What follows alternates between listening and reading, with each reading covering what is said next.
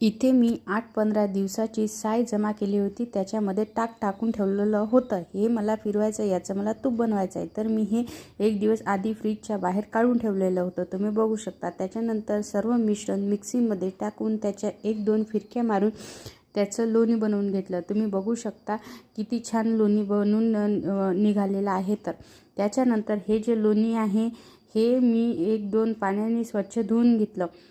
तुम्ही बघू शकता. याच्यामध्ये एक टिप्स आहे की लोणी जर बनवायचं असेल तर ते एक दिवस आधी फ्रीजच्या बाहेर काढून ठेवायचं.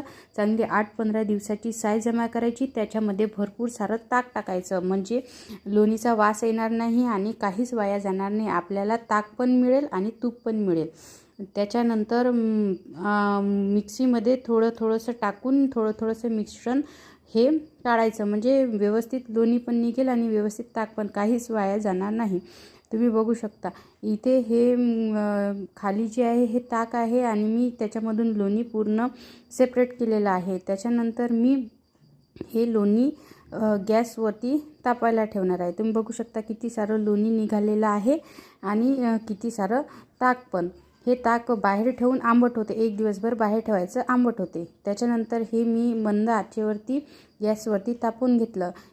इथे पण एक ट्रिक्स आहे, तूप हे उतू जाते खूप लोकांचं.